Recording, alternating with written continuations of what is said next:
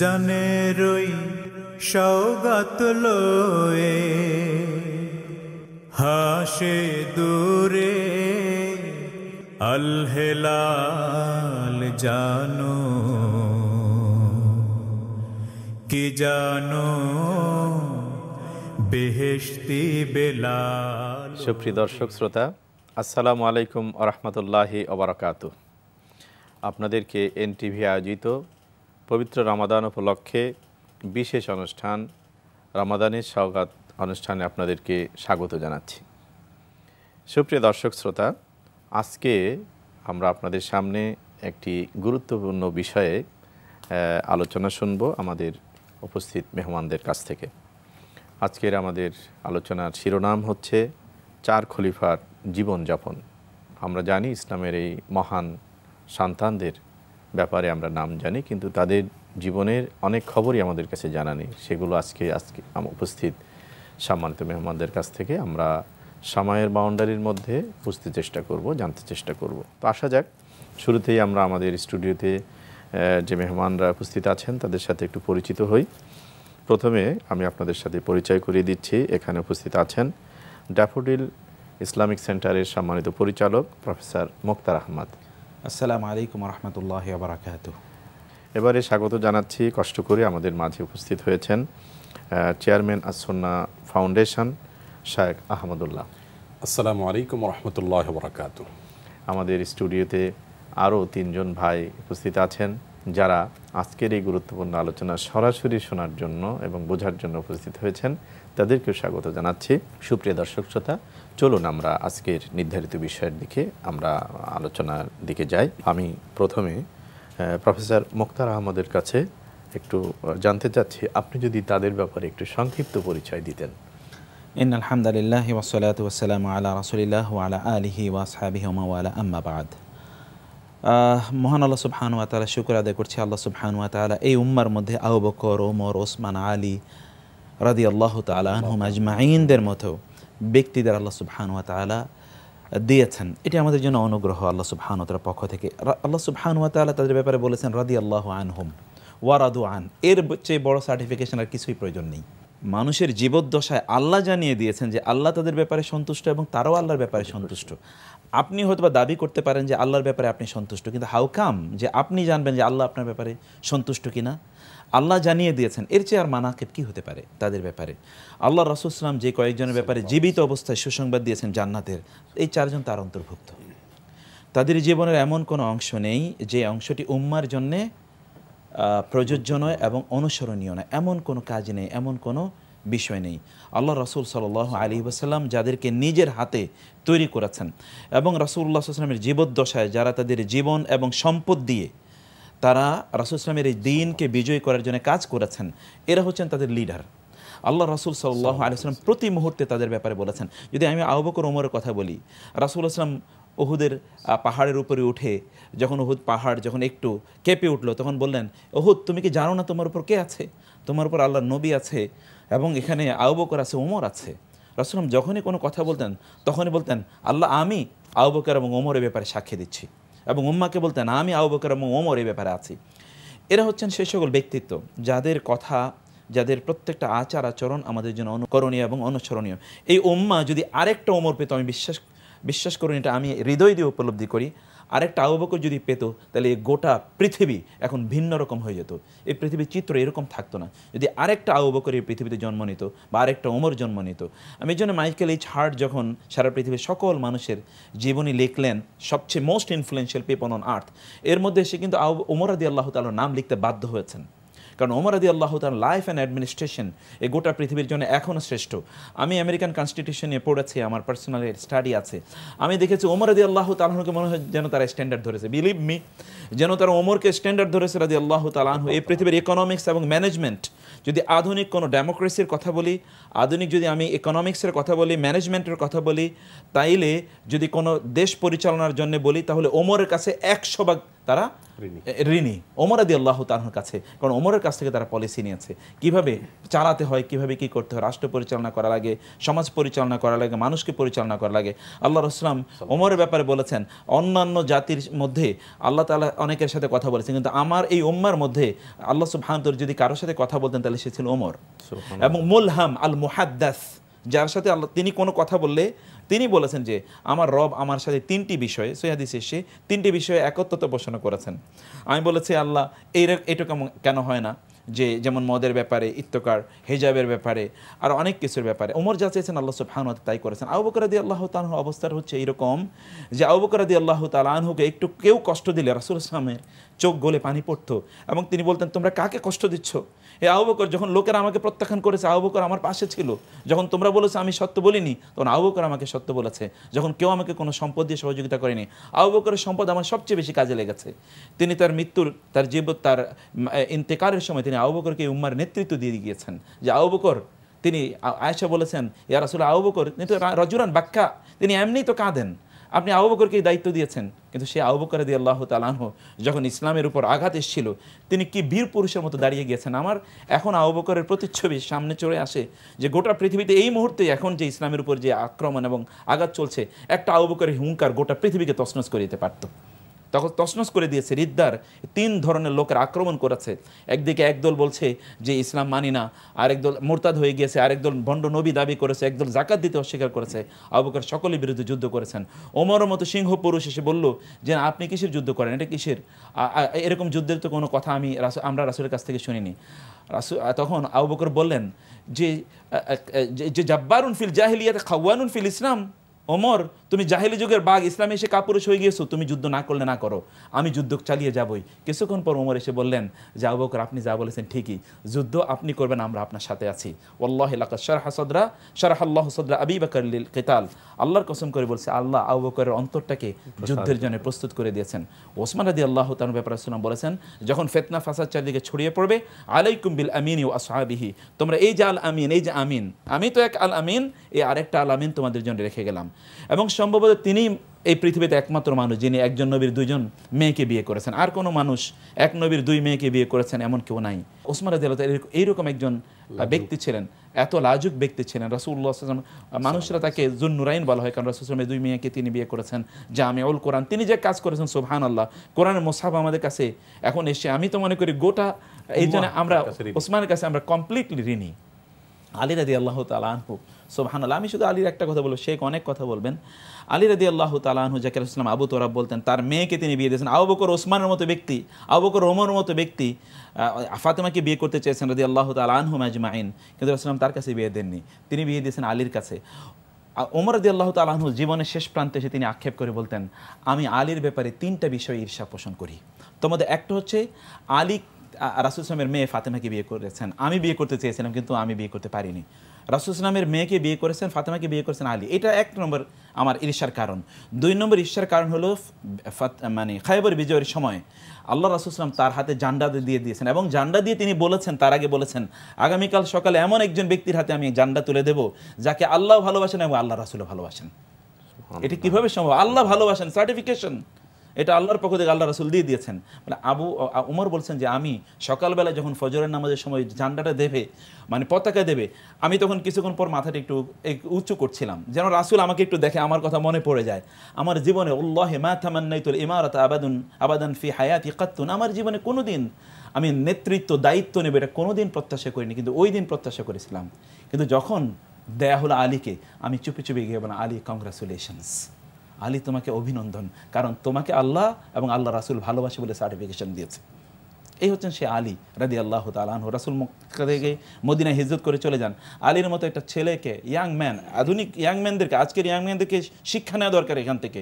রাসূল যাচ্ছেন, চারিদিকে শত্রুরা পরিবেষ্টন করে রয়েছে ঘর, ওরা আক্রমণ করবে, তিনি বের হলে আক্রমণ করবে, বের না হলে ঘর ভেঙে আক্রমণ করবে, তাকে হত্যা করবে। সেই জায়গায় তিনি আলীকে বলেন আলী তুমি থাকো, আমি গেলাম। একবারও তিনি জিজ্ঞেস করেন ইয়া রাসূলুল্লাহ আমাকে রেখে যাচ্ছেন শত্রুর মুখে, আপনি চলে যাচ্ছেন। তাকে জীবনের পরে যখন জিজ্ঞেস করা হলো আলী সেই রাতটি আপনার কেমন কেটেছে, আলী বলেছে আল্লাহর কসম করে বলছি ওইটা আমার জীবনের সেরা রাত, ওই রাতের কোনো বিনিময় আমি দিতে পারবো না। এত অসাধারণ রাত ছিল, প্রশান্তি দিয়ে গোটা জীবন আমার ভরে গিয়েছিল ওই রাতে আমি এত ভালো ঘুমিয়েছি, এত ভালো ঘুম আর কখনো ঘুমাতে পারিনি।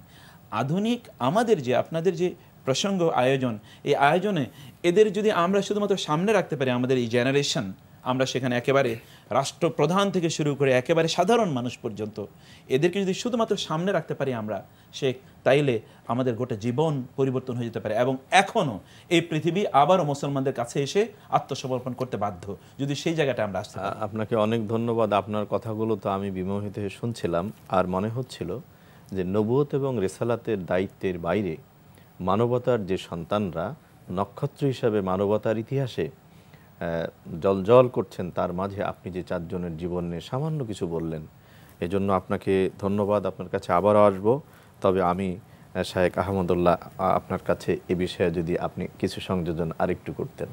ধন্যবাদ আপনাকে। আমি খোলাফায়ে রাশেদা শব্দ নিয়ে একটু শুরুতে বলতে চাই যে আসলে আমাদের সমাজের দর্শকদের নিশ্চয়ই অনেকে জেনে থাকবেন, তারপরে একটু খোলাসা করা যে খোলাফায়ে রাশেদা আসলে এটার মিনিংটা কি। খলিফার বহু বচন মানে হলো প্রতিনিধি, যেহেতু তারা প্রিয় নবী সাল্লাল্লাহু আলাইহি ওয়াসাল্লামের প্রতিনিধি ছিলেন সেজন্য তাদেরকে খলিফা বলা হতো। আর রাশেদা শব্দের অর্থ হলো সৎ। আমরা বলতে পারি যে সৎ শাসক বা সৎ প্রতিনিধি, নবী সাল্লাল্লাহু আলাইহি ওয়াসাল্লামের এমন প্রতিনিধি যে যারা তার প্রতিনিধিত্ব করার উপযুক্ত ছিলেন, ন্যায়ানুগ শাসক এবং প্রতিনিধি নবী সাল্লাল্লাহু আলাইহি ওয়াসাল্লামের। খোলাফা রাশেদার একটা ভিন্ন পরিচয়, সেটাও নিশ্চয়ই আমাদের জানা থাকবে, খুব ছোট্ট বিষয় তারপরও বলা, সেটা হলো যে নবী সাল্লাল্লাহু আলাইহি ওয়াসাল্লামের সাথে তাদের দুজনের সম্পর্ক ছিল শ্বশুর জামাইয়ের সম্পর্ক। সবার সাথে শ্বশুর জামাইয়ের সম্পর্ক ছিল, 4 জনের সাথে নবী সাল্লাল্লাহু আলাইহি ওয়াসাল্লামের সাথে শ্বশুর জামাইয়ের সম্পর্ক ছিল। আবু বকর এবং ওমর রাদিয়াল্লাহু তাআলা আনহুমা তারা ছিলেন নবী সাল্লাল্লাহু আলাইহি ওয়াসাল্লামের শ্বশুরের জায়গায়, আর ওসমান এবং আলী রাদিয়াল্লাহু তাআলা আনহুমা তারা ছিলেন নবী সাল্লাল্লাহু আলাইহি ওয়াসাল্লামের জামাতার জায়গায়। তো এই জন্য তাদের আরও বিশেষ একটা বৈশিষ্ট্য এখান থেকে ফুটে ওঠে যে নবী সাল্লাল্লাহু আলাইহি ওয়াসাল্লাম তাদেরকে কতটা বিশ্বস্ত মনে করতেন, কতটা দায়িত্ববান মনে করতেন, যে তাদের সঙ্গে আত্মীয়তার বন্ধনে আবদ্ধ হওয়াটা নবী সাল্লাল্লাহু আলাইহি ওয়াসাল্লাম মুনাসিব মনে করেছেন। আবু বকর সিদ্দিক রাদিয়াল্লাহু তাআলা আনহুর বৈশিষ্ট্য যদি আমরা বলতে যাই বা ওনার পরিচয় দিতে যাই, তো সবচেয়ে বড় পরিচয়ের বিষয় হলো তিনি নবী সাল্লাল্লাহু আলাইহি ওয়াসাল্লামের ডাকে সবার আগে সাড়া দিয়েছেন। সর্বপ্রথম ইসলাম গ্রহণ করেছেন অ্যাডাল্ট পুরুষদের মধ্যে থেকে আবু বকর সিদ্দিক রাদিয়াল্লাহু তাআলা আনহু। যদিও একই ফজিলত আলীর ক্ষেত্রেও চলে আসবে, যুবকদের মধ্যে সবার আগে তিনি ইসলাম গ্রহণ করেছেন।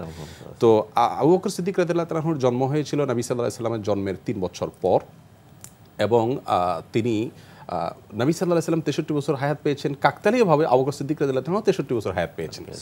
এবং দেখুন কত মিল, আল্লাহু আকবার, মানে যে যাকে ভালোবাসে তার সাথে তার এত দিক থেকে মিল হয়। আসলে নবী আলাইহিস সালাতু ওয়াস সালাম এর পরে আবু বকর রাদিয়াল্লাহু তাআলা যখন দায়িত্ব পেলেন, তখন 2 বছর কয়েক মাস তিনি মাত্র দায়িত্ব পালন, 4 মাস তিনি দায়িত্ব পালন করেছেন। এরপরে তার ওয়াফাত হয়েছে। 13 হিজরিতে তিনি দুনিয়া থেকে চলে গেছেন। আবু বকর রাদিয়াল্লাহু তাআলা আনহুর নাম কিন্তু আবু বকর না। আবু বকর মানে তো বকরের বাবা, এটা তো উপনাম। আসলে তার নাম কি ছিল এটা নিয়ে ইতিহাসবিদদের মধ্যে অনেকে বলেছে যে তার নাম, আসল নাম, মূল নাম বা আপনার জাহিলি যুগে তার নাম ছিল আব্দুল কাবা, কাবার গোলাম, যেটা আসলে ইসলামী বিশ্বাসের সঙ্গে যায় না। মানুষ আল্লাহর গোলাম হয়, কাবা ঘরের গোলাম কেউ হয় না। তো নবী সাল্লাল্লাহু আলাইহি ওয়াসাল্লাম তার নাম পরিবর্তন করে আব্দুল্লাহ রেখেছিলেন। অতএব আবু বকর রাদিয়াল্লাহু তাআলার মূল নামটা আব্দুল্লাহ, অনেক ইতিহাসবিদরা উল্লেখ করেছেন। তো আবু বকর রাদিয়াল্লাহু তাআলা আনহুর শাসন আমল এবং তার এই যে মৌলিক কিছু পরিচিতি, এটা আমরা তুলে ধরার চেষ্টা করলাম। তার কন্যাদের মধ্যে আয়েশা রাদিয়াল্লাহু তাআলা আনহা সবচাইতে উল্লেখযোগ্য নবী সাল্লাল্লাহু আলাইহি ওয়াসাল্লামের সহধর্মিণী। এছাড়া আরও ছিলেন কয়েকজন, আব্দুর রহমান নামে একজন ছেলে ছিলেন। আবু বকর সিদ্দিক রাদিয়াল্লাহু তাআলা আনহুর উপাধি নিয়ে আমরা হয়তো পরে আলাদা কথা বলতে পারবো। ওমর রাদিয়াল্লাহু তাআলা আনহুর ব্যাপারটি হলো যে তিনি ইসলাম গ্রহণ করেছেন প্রায় ওনার বয়স যখন 40তম বর্ষে উপনীত, সেই সময়টাতে। এবং এমন একটা সময় ওমর রাদিয়াল্লাহু তাআলা ইসলাম গ্রহণ করলেন যে তার ইসলাম গ্রহণ নিয়ে আমার মনে হয় একটা পৃথক এপিসোড হতে পারে, যে ওমর রাদিয়াল্লাহু তাআলা ইসলাম গ্রহণ কি করেছে, যার কারণে তাকে ফারুক উপাধিতে ভূষিত করে দেওয়া হলো, যে সত্য অসত্যের প্রাচীর নির্মাণ করে দিয়েছে তার ইসলাম গ্রহণে। তার ইসলাম গ্রহণ করার পর প্রথম শোডাউন করতে পেরেছেন মুসলিমরা মক্কার রাস্তায়, অলিতে গলিতে, প্রকাশ্যে শোডাউন করা বলতে প্রকাশ্যে বের হওয়ার সুযোগ পেয়েছেন তারা। কারণ ওমর রাদিয়াল্লাহু তাআলা আনহু তাদের সঙ্গে আসার পর মুসলিমদের বুকে অন্যরকম একটা বল চলে এসেছে, শ্বাসরুদ্ধকর পরিস্থিতি থেকে মুক্তি পেয়েছে। তো ওমর ফারুক রাদিয়াল্লাহু তাআলা আনহু তিনি শাসনভার বা প্রতিনিধিত্ব যেটা ছিল নবী সাল্লাল্লাহু আলাইহি ওয়াসাল্লামের পরে খেলাফতের দায়িত্ব যেটা তিনি পালন করেছেন, সেটি তিনি 10 বছর কয়েক মাস পালন করেছেন। এবং এটা ছিল বেশ লম্বা এবং দীর্ঘ একটা সময়। এই জন্য ইসলামের ইতিহাসে বড় অর্জনগুলো মুসলিমদের, বিশেষ করে পৃথিবীর বড় বড় অঞ্চলগুলো মুসলিমদের কর্তলগত হওয়া, সেগুলোতে ন্যায় এবং ইনসাফ প্রতিষ্ঠা করার ক্ষেত্রে ওমর রাদিয়াল্লাহু তাআলার ভূমিকা অনেক বেশি। এরপরে ওসমান এবং আলী রাদিয়াল্লাহু তাআলা আনহুমা, ওসমান রাদিয়াল্লাহু তাআলা আনহু তো রাসূল আকরাম সাল্লাল্লাহু আলাইহি ওয়াসাল্লামের জামাতা হলেও শেখ বলেছেন যে 2 মেয়েকে বিয়ে করেছেন। সমাজ দর্শকদের কেউ প্রশ্ন করতে পারেন যে 2 মেয়েকে কীভাবে একসাথে বিয়ে হতে পারে, আসলে একসাথে বিয়ে ছিল না। একজন মেয়ে বিয়ে করার পর তার ওয়াফাতের পর নবী সাল্লাল্লাহু আলাইহি ওয়াসাল্লাম আরও একটি মেয়ে তার সঙ্গে বিয়ে দিলেন। সাধারণত আমাদের কারোর মেয়ে যদি কারোর সাথে বিয়ে দেই, আমার মেয়ে যদি মারা যায় তার স্ত্রী থাকাকালীন সময়, তো আমি আরেকটা মেয়ে তার কাছে বিয়ে দেবো, আমার মনে হয় এই বিষয়গুলো খুব সচরাচর তো হয় না। কারণ একটা মেয়ে মারা গেলে হয়তো তাকে সিম্পেথি দেখাতে পারি এতটুকু যে বাবা তুমি স্ত্রী হারা হয়েছে, আমার কন্যা হারা হয়েছে, কিন্তু আরেকটি মেয়ে তার কাছে দেওয়া, এটা বোঝা যায় নবী সাল্লাল্লাহু আলাইহি ওয়াসাল্লাম তাকে কত বেশি ভালোবাসতেন। এবং এর সাথে রাসূলুল্লাহ কিন্তু এরকমও বলেছেন, লাউ কুননা আশরান লাযাওয়াজতুহুন্নাহু লাহু, যদি 10 জন মেয়ে আমার থাকতো তাহলে 10 জনকে আমি তোমাকে একের পর এক মৃত্যুবরণ করলে আমি দিতে থাকতাম। ভালোবাসাটা ডেপথটা কতখানি, মানে নবী আলাইহিস সালাম কতটা তার প্রতি আস্থা থাকলে, ভালোবাসা এবং বিশ্বস্ততা থাকলে এই পর্যায়ে কথা বলতে পারেন। আলী রাদিয়াল্লাহু তাআলার কথা একই, যে যুবকদের সবচেয়ে বড় আইডল ছিলেন আলী রাদিয়াল্লাহু তাআলা আনহু। এবং আমাদের সমাজের দর্শকদেরকে জানিয়ে রাখি আপনার মাধ্যমে, অনুষ্ঠানের মাধ্যমে, যে আলী রাদিয়াল্লাহু তাআলা আনহু নবী সাল্লাল্লাহু আলাইহি সাল্লামের জামাতা এবং ইয়াং ম্যান, অন্যদের তুলনায় বয়সে কম হলেও তার যে ওজন, শেখ বলছিলেন যে তার যে ভারত্ব, তার যে গ্রহণযোগ্যতা, তার যে আপনার অন্যান্য সাহাবীদের, ওমরের মতো মানুষ তাকে ঈর্ষা করছেন, এই যে বিষয়গুলো, এগুলোর কারণে আমার মনে হয় আমাদের তরুণদের জন্য একটা বড় শিক্ষা রয়েছে এখানে, যে একজন মানুষ তরুণ হয়েও কিন্তু সিনিয়রদের ঈর্ষার কারণ হতে পারে। একজন মানুষ বয়সে তরুণ হয়েও কিন্তু সিনিয়রদের কাছে অত্যন্ত গুরুত্বপূর্ণ ব্যক্তিত্বে পরিণত হতে পারেন, যেমনটি আলী রাদিয়াল্লাহু তাআলা হয়েছিলেন। এবং আলী রাদিয়াল্লাহু তাআলা আনহুকে নবী সাল্লাল্লাহু আলাইহি সাল্লাম তার কন্যার সঙ্গে বিয়ে দিয়েছেন, সেটিও লম্বা চড়া ইতিহাসের বিষয়, আমার মনে হয় ধারাবাহিক আমরা আসবো। তো সংক্ষেপে শুধু এটুকু আমি বলার চেষ্টা করেছি যে আবু বকর এবং ওমর রাদিয়াল্লাহু তাআলা আনহু, এদের বয়স, ওসমান রাদিয়াল্লাহু তাআলা বয়স প্রায় কাছাকাছি, কিন্তু আলী রাদিয়াল্লাহু তাআলা তুলনামূলকভাবে বয়স একটু কম ছিল, কিন্তু আল্লাহ রাব্বুল আলামিন ধী শক্তি, বিচক্ষণতা সবাইকে সমানভাবে দিয়েছেন।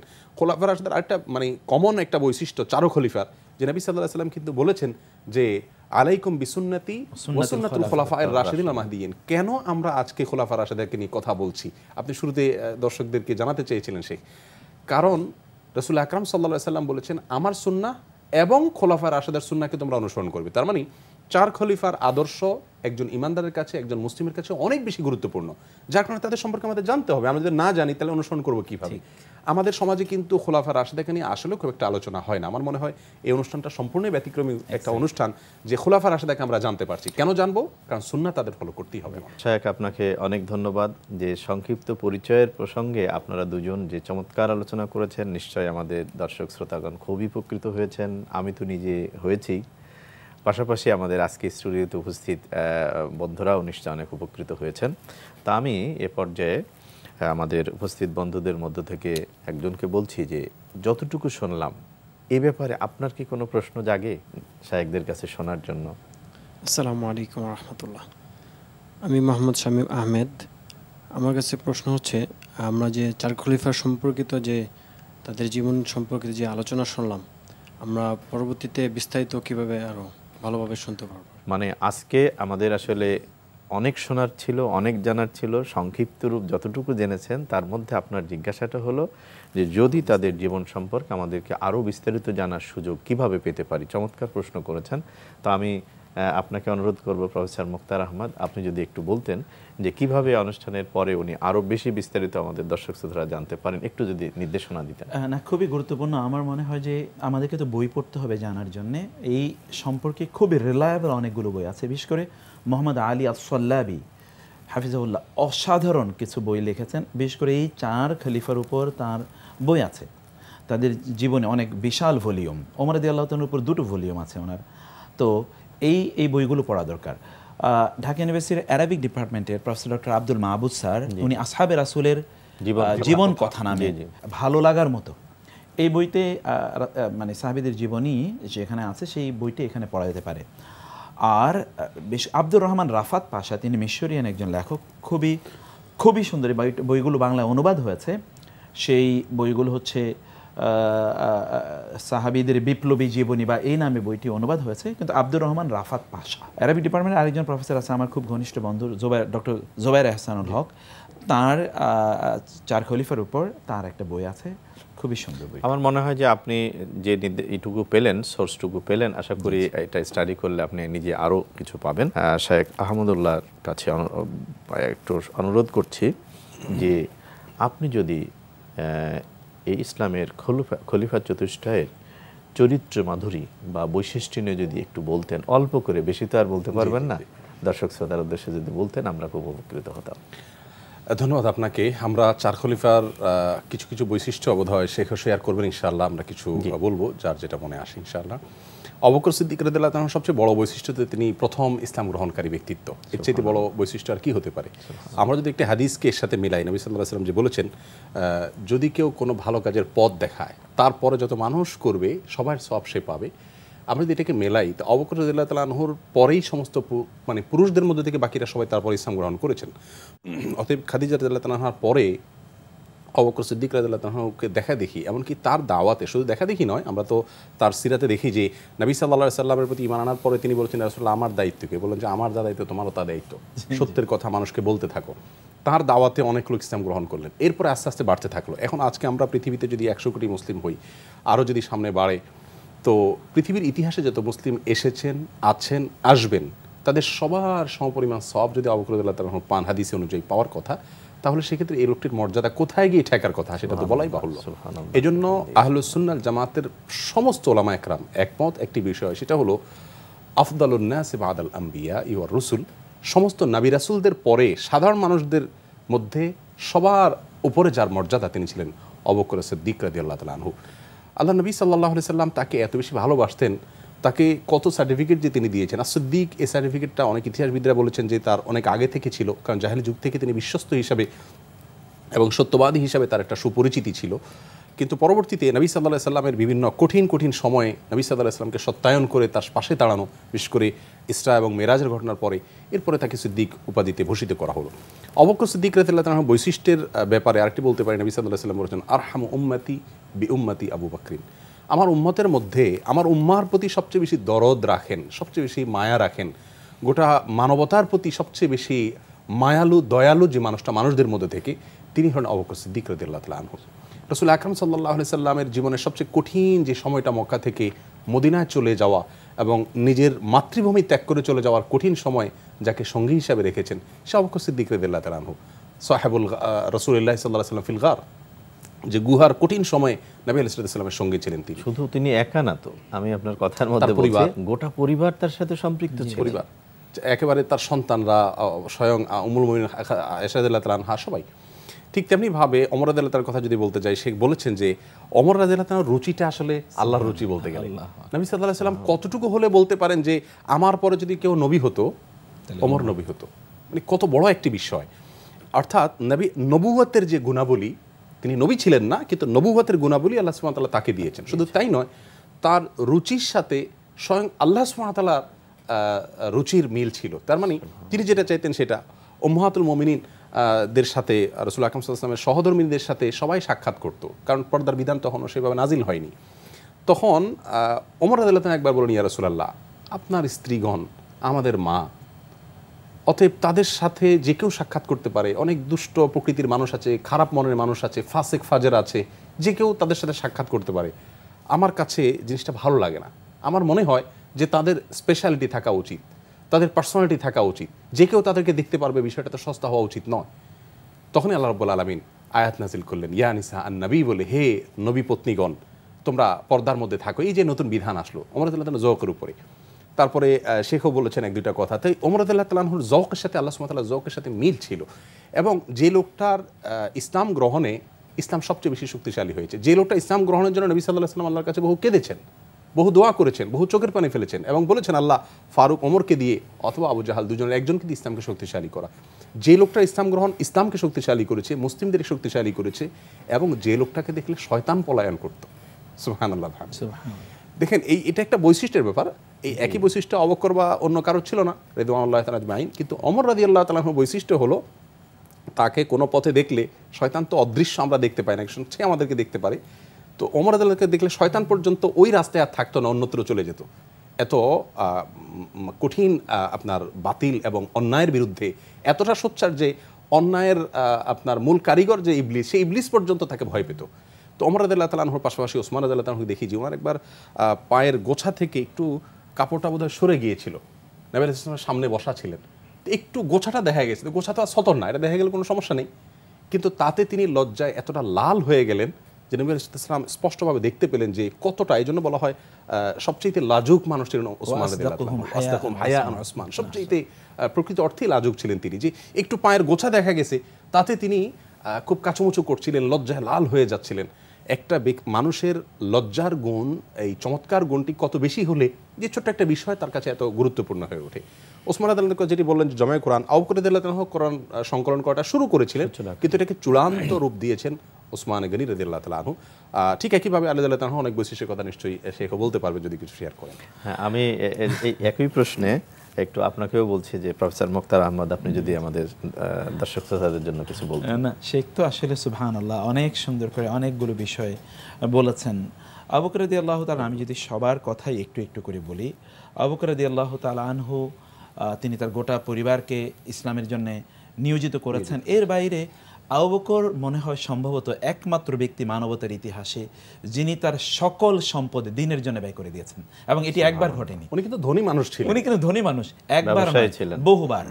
যখন তিনি মদিনা হিজরত করে চলে যান, তখন তার বাবা কোহাফা, আবু কোহাফা, তিনি তো অন্ধ ছিলেন। তিনি আসলেন যে এই শুনলাম দুষ্টরা নাকি চলে গেছে, তো কি রেখে গেছে তোদের জন্য? মেয়েকে গিয়ে জিজ্ঞেস করেন, বড় মেয়ে আসমা রাদিয়াল্লাহু তাআলা আনহা, বলে যে দাদা আসো আসো। নিয়ে গেলেন একটা পাতিল, দেখালেন পাতিলের মধ্যে ছোট ছোট কিছু নুড়ি পাথর, যেটাকে ইংরেজিতে বলে প্যাবলস, ছোট ছোট পাথর রেখে দিয়ে বলেন যে দেখেন এখানে আমাদের জন্য কিছু রেখে গেছেন। ও আচ্ছা আচ্ছা ঠিক আছে, রেখে গিয়েছেন। একটা পরিবার কিভাবে দ্বীনি আন্দোলনের সাথে যুক্ত হয়ে যায়, এটা কিন্তু তার একটা প্রকৃষ্ট উদাহরণ। এবং আল্লাহ সুবহানাহু ওয়া তাআলা এই জন্য সম্ভবত আবু বকরের কথা কোরআনে অনেকবার আছে, ওয়াসাইয়ুজান্নাবুহাল, কোরআনে আল্লাহ সুবহানাহু ওয়া তাআলা বলেছেন, আল আতকা বলে আল্লাহ সুবহানাহু ওয়া তাআলা উল্লেখ করেছেন কোরআনে। অন্যদিকে আল্লাহ সুবহানাহু ওয়া তাআলা তার ব্যাপারে বলেছেন, ইযহুমা ফিল গারি ইয়াকুলু লিসাহিবিহি লা তাহজান ইন্নাল্লাহা মা'ানা। মদিনায় গিয়ে মসজিদে নববী তৈরি করবেন, মসজিদে নববীর জন্য জায়গা কিনবেন। সম্পদ কার? আবু বকরের। আবু বকরের যদি সম্পদ ফান্ড করতে হবে, ওয়ার ফান্ডের, সেখানে আবু বকর রাদিয়াল্লাহু তাআলা তার সর্বস্ব নিয়ে এসেছেন। বলেন বাসায় কি রেখেছেন? মা তারাকতা ফি বাইতিক, বলে যে তারাকতুল্লাহ ওয়া রাসূলাহু। এরকম আপনি একটা মানুষ খুঁজে দেখুন তো এই পৃথিবীতে, যিনি বলেছেন যে আমি ঘরে কেবল আল্লাহ এবং আল্লাহ রাসূলকে রেখে এসেছি, আর কাউকে আমি রেখে আসিনি। এইরকম ব্যক্তি এই পৃথিবীতে আর আমি আমার চোখে আর খুঁজে পাইনি যে এমনটা করেছেন, তার গোটা জীবনকে, তার গোটা দিনকে তিনি ব্যয় করে দিয়েছেন, নিয়োজিত করেছেন দিনের জন্য, দিনের ব্যাপারে। যেন আবু বকর রাদিয়াল্লাহু তাআলা আনহু, তার মানাকিব তো আসলে উল্লেখ করে শেষ করা যাবে না। এবং তিনি বিশেষ করে তার তো 2 বছর 4 মাসের নবুয়ত, মানে তার যে খেলাফতের জীবন, এই খেলাফতের জীবনে তিনি যা করেছেন, এটি আমার মনে হয় 2000 বছরের কাজ তিনি করেছেন। মানে তখন তিনি ভণ্ড নবীদেরকে যেভাবে তিনি ধাক্কা দিয়েছেন, এবং জাকাতকে তিনি যেভাবে সুপ্রতিষ্ঠিত করেছেন, যারা জাকাত দিতে অস্বীকার করেছে তাদেরকে, মোরতাদদের বিরুদ্ধে তিনি যেভাবে রিদ্দার যুদ্ধ তিনি শুরু করেছেন, সকলকে তিনি করে দিয়েছেন।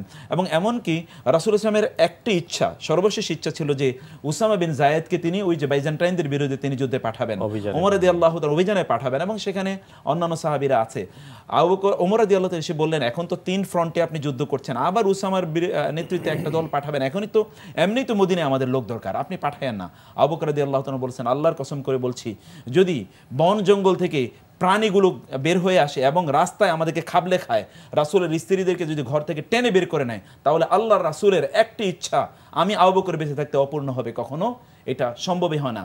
ওয়াল্লাহি এটা কখনো হতে পারে না যে আমি বেঁচে থাকবো, ইসলাম ইয়ানকুসুল ইসলাম ওয়া আনা হাইয়ুন, আমি বেঁচে থাকবো আর ইসলামের ত্রুটি তৈরি হবে, ইসলাম দুর্বল হবে, এটা কখনো হতেই পারে না। চিন্তা করে দেখুন তো, আমার এই সাহস কি কোনোদিন তৈরি হবে? আমি বলবো যে আমি বেঁচে থাকতে ইসলামের গায়ে কে আছর দিতে পারবে? অসম্ভব। এই কথা বলার মতো কয়টা লোক আছে এই পৃথিবীতে? কিন্তু আবু বকর ছিলেন। আবু বকরকে দেখে অন্যরা অনুপ্রাণিত হয়েছে। ওমররা তো এমনিই তৈরি হয়নি, আবু বকরদের পদচিহ্ন ধরে ওমর রাদিয়াল্লাহু তাআলা আনহুরা তৈরি হয়েছিলেন। এবং ওমরের শাসন, আবু বকর রাদিয়াল্লাহু তাআলা আনহুর পদাঙ্ক ধরে ধরে তারা চলেছেন। এই জন্য আলী রাদিয়াল্লাহু তাআলা একবার আবু বকরের ব্যাপারে বলেছেন যে মুমিন ও ফেরাউন আছে, অর্থাৎ ফেরাউনের সময় একজন ব্যক্তি একদম ঈমানা, তার ঈমানটাকে সে গোপন করেছিল এবং এসে মুসা আলাইহিস সালামের কে সহযোগিতা করার জন্য মানুষকে বলেছিল। তখন আলী রাদিয়াল্লাহু তাআলা বলেছেন, আল্লাহর কসম করে বলছে, গোটা পৃথিবী যদি ওই ফেরাউনের সময় মুসার প্রতি ঈমান এনেছে গোপনে একজন লোক, এইরকম লোকে যদি গোটা পৃথিবী ভরে যায়, তাহলে একটা আবু বকরের মতো হবে না। একটা আবু বকর এতটা শক্তিশালী। আবু বকর রাদিয়াল্লাহু তাআলা আনহু, ওমর রাদিয়াল্লাহু তাআলা আনহু, তার সুবহানাল্লাহ, তার মানাকিব শেখ অনেক অনেক কথা বলেছেন। আল্লাহ সুবহানাহু ওয়া তাআলা তার কথা অনুসারে কোরআনের আয়াত নাজিল করে দিয়েছেন। এমন কি শব্দগুলো, এটা সহিহ বর্ণনা শেখ, যে ওমর রাদিয়াল্লাহু তাআলা বললেন, যখন রাসূলুল্লাহ সাল্লাল্লাহু আলাইহি ওয়াসাল্লামের স্ত্রীরা ওই যে রাসূলের সাথে একটু পকেট মানি নিয়ে কথাবার্তা বললো, আমি গিয়ে বললাম, আসা রব্বুহু ইন তাল্লাকাকুন্না আন ইউবদিলাহু আজওয়াজান খায়রাম মিনকুন্না। বলে আমি এতটুকু বললাম, দেখলাম হুবহু এই কথাটাই আল্লাহ সুবহানাহু ওয়া তাআলা এই কোট করে আল্লাহ সুবহানাহু ওয়া তাআলা কোরআনের আয়াত নাযিল করে দিলেন। কেমন মানুষ, কেমন ব্যক্তিত্ব, কিন্তু তার প্রশাসন কেমন ছিল। তিনি এত বিশাল প্রভাব প্রতিপত্তিশালী।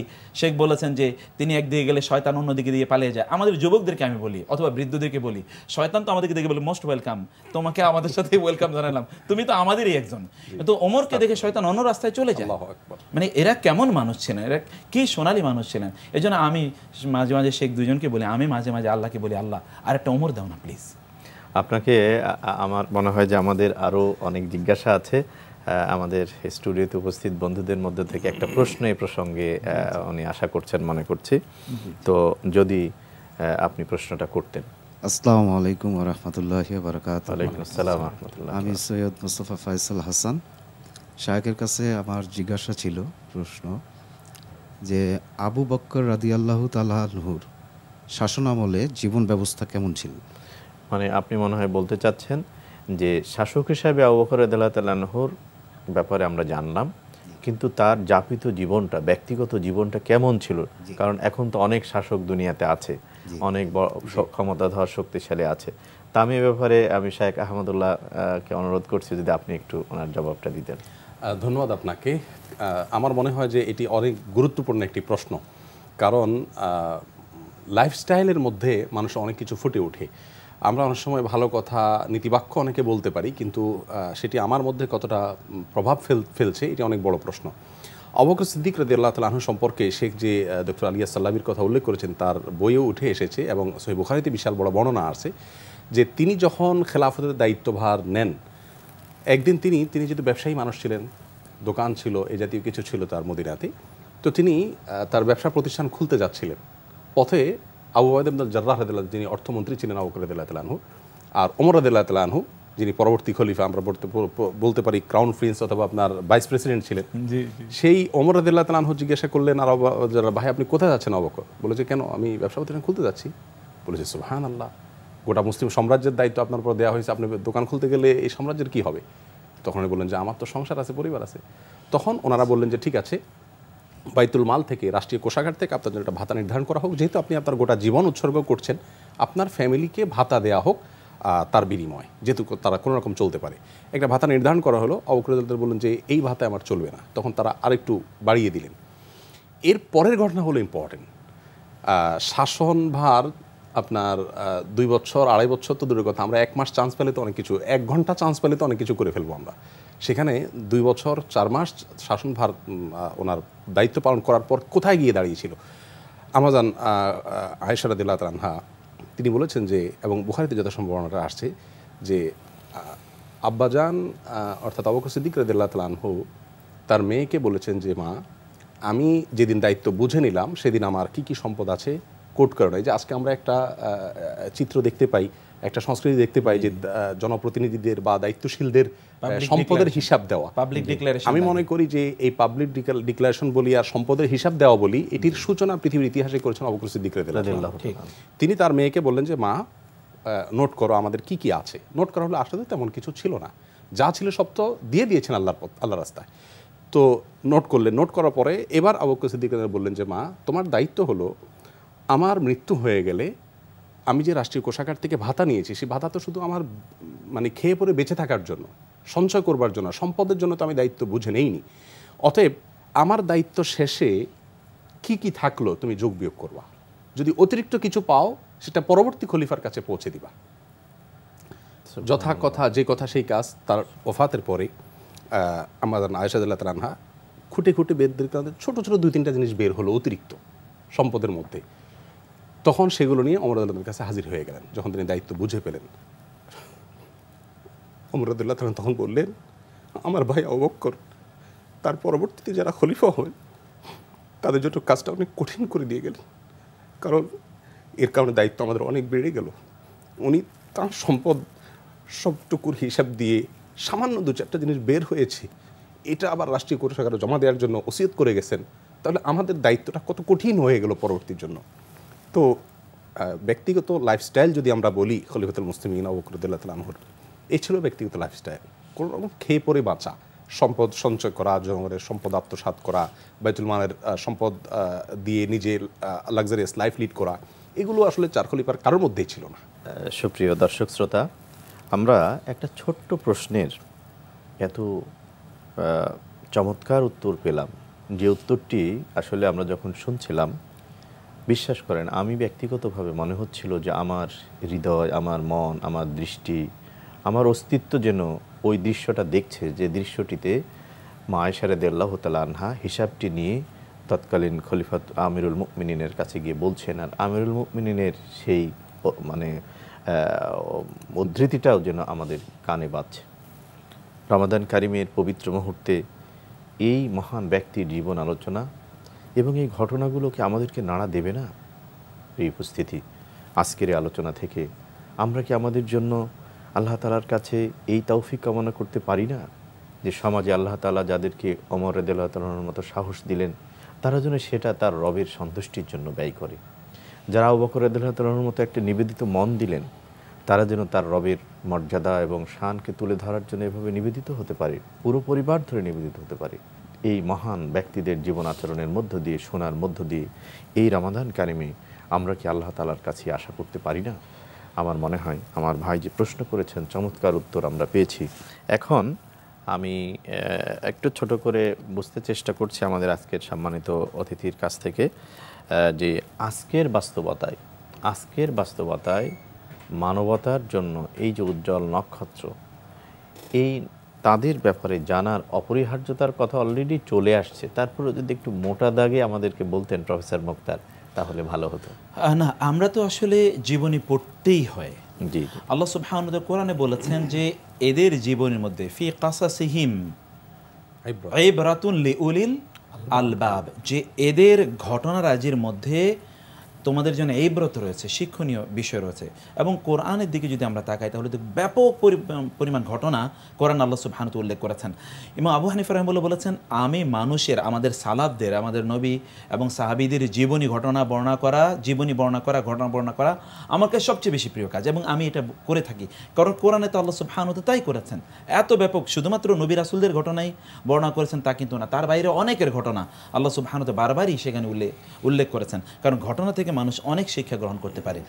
এই জন্যে তাদের জীবনে তো আমাদের স্টাডি করা ব্যাপক পরিমাণ প্রয়োজনীয়। 2 নম্বর বিষয় হচ্ছে যে তারা তো সফল মানুষ ছিলেন, এবং তারা আমাদের জন্য কিন্তু মানদণ্ড, কোনটা ভালো কাজ কোনটা মন্দ কাজ, এই জন্য কিন্তু তারা মানদণ্ড। সাহাবায়ে কেরাম রাদিয়াল্লাহু তাআলা আনহুমদের অ্যাটেস্টেশন আল্লাহ দিয়েছেন এবং রাসূল সাল্লাল্লাহু আলাইহি ওয়াসাল্লাম দিয়েছেন। বিশেষ করে এই 4 জনের বক্তব্য তো আল্লাহ রাসূল সাল্লাল্লাহু আলাইহি ওয়াসাল্লাম তাদের ব্যাপারে স্পেসিফিক্যালি তাদের ব্যাপারে রাসূল বলেছেন, ফলে তাদের জীবনে আমাদের প্রত্যেকের জানা দরকার। আমরা যদি একেবারে রাষ্ট্রের কথা বলি, যেমন ওমর রাদিয়াল্লাহু তাআলা যখন তিনি খলিফা হলেন, এবং আবু বকর একই কাজই করেছেন, তিনি প্রথম ভাষণে বলেছেন, লোকেরা, আমি কোরআন এবং সুন্নাহ অনুসারে পরিচালনা করব, যদি আমি কোরআন এবং সুন্নাহ অনুসারে পরিচালনা না করি তাহলে তোমরা আমাকে সোজা করে দেবে। ওমরের সময় একজন দাঁড়িয়ে বলেন, ওমর আপনি যদি কোরআন সুন্নাহ অনুসারে না চলেন, এই যে তলোয়ার দেখলেন না, তলোয়ার দিয়ে সোজা করে দেবো। ওমর বলেন, আলহামদুলিল্লাহ, আল্লাহ এই উম্মতের মধ্যে এমন লোক রেখেছেন যারা ওমরকে প্রয়োজনে তলোয়ার দিয়ে সোজা করে দিতে পারে। তাহলে আমাদেরকে সেই জায়গা থেকে আমরা দেখছি যে কিভাবে তারা তাদের, যদি আমরা কোথাও দায়িত্বশীল হই, আমরা আমাদের ছোট অর্গানাইজেশনগুলোতে দায়িত্বশীল হতে পারি, তাহলে আমরা কিভাবে এখানে পরিচালনা করবে, পরিচালনার বিষয়গুলো তাদের কাছ থেকে আমরা শিখতে পারি। তাদের ব্যক্তিগত জীবনের কথা আমরা দেখেছি, সে কথা বলেছেন। আমি একটু আমাদের স্টুডিওর উপস্থিত বন্ধুদের কাছ থেকে একটা প্রশ্ন আপনার কাছে প্রসঙ্গে করবে মনে করছি, যদি আপনি আপনার প্রশ্নটা করতেন। আমি প্রফেসর মুক্তার আহমেদ স্যারের কাছে একটা জিজ্ঞাসা আছে আমার। শাসন আমলে হযরত ওমর রাদিয়াল্লাহু তাআলা আনহুমের ব্যক্তিগত জীবন ব্যবস্থা কেমন ছিলেন? সুবহানাল্লাহ, ব্যক্তিগত জীবন তো সকল সাহাবীদের একেবারেই সাধারণ ছিল। একটি ঘটনাই তারে বলতে হয়, ঘটনা দিয়ে উল্লেখ করি। একদল লোক আসলো আজারবাইজান থেকে ওমর রাদিয়াল্লাহু তাআলা আনহুর সাথে সাক্ষাৎ করার জন্য। একদিকে হচ্ছে জাকাতের সম্পদ নিয়ে আসছে, ওমরের জন্য কিছু উপঢৌকন নিয়ে আসছে। আস্তে আস্তে তাদের অনেক রাত হয়ে গেছে, সই ঘটনা, অনেক রাত চলে গেল। তারা এখন চিন্তা করলো, ওমর খলিফাতুল মুসলিমিন, তাকে গিয়ে কোথায় আমরা খুঁজি, তার বাসায় গিয়ে ডিস্টার্ব করা ঠিক হবে না। তারা মসজিদে নবীতে গেল। মসজিদে নবীতে যাওয়ার পরে শুনলো যে কেউ একজন ফিস করে বলছে, হ্যাঁ আল্লাহ, তুমি কি আমার গুনাহগুলো ক্ষমা করে দিয়েছো? তাহলে আই ক্যান কংগ্রাচুলেট মাইসেলফ। নাকি এখনও তুমি আমাকে ক্ষমা করে নি? তাহলে আমার চেয়ে হতভাগা কে হতে পারে? একথা তিনি ফিস করে বলছেন। এরা বললেন, মান আনতা রহিমাকাল্লাহ, কে আপনি? এত গভীর রাতে অন্ধকারে আপনি কে বলছেন? তিনি বললেন সালাত শেষ করে, আনা ওমর। আনতা ওমর আমিরুল মুমিনিন? হ্যাঁ আমি ওমর। আপনি ঘুমান না? এত রাত আপনি ঘুমান না? তিনি বললেন, আমি যদি দিনের বেলা ঘুমাই তাহলে এই যে মুসলমানদের দায়িত্ব আছে, দায়িত্ব আমি কীভাবে পালন করি। রাতে যদি ঘুমাই তাহলে আমার রবের সাথে আমার সম্পর্ক নষ্ট হয়ে যায়। আমি ঘুমাবো কীভাবে? আমার তো ঘুমের সময় নাই, আমি তো ঘুমাতে পারি না। আমি তো দুই জায়গায় আমার দায়িত্ব, দুটো দায়িত্ব আমার পালন করা লাগে। যারা দায়িত্ব আছে বিভিন্ন জায়গায় তারা লাইফস্টাইল দেখুক। লোকেরা আসলো ইয়েমেন থেকে, ওমরের কথা শুনেছে, রোমান সম্রাটরা শুনলো যে এই কী ব্যক্তি যার কথা শুনলে সবে তো হয়ে যায়, মানে লোক সব পালিয়ে চলে যায় যুদ্ধের ময়দান থেকে। কে? একটু খবর নিয়ে আসো তার লাইফস্টাইল কী। তারা আসলো, এসে তার রাজপ্রাসাদ খুঁজতেছে, বলে রাজপ্রাসাদ খুঁজে পাওয়া যায় না। রাজপ্রাসাদ কোথায়? তার কোন রাজপ্রাসাদ নাই, তার ওই যে ঘর, এটা কুড়ে ঘর। খলি আমিরুল মোমিনের ঘর, কুড়ে ঘর। তিনি কোথায়? তিনি নাই, বাসায় নাই। কোথায় আছেন? মনে হয় মসজিদে আছেন। মসজিদে গিয়ে তাকে খুঁজে পাওয়া গেল না। কোথায় আছেন? কেউ বললাম ওই জায়গায় একটা গাছের নিচে তাকে শুয়ে থাকতে দেখেছি।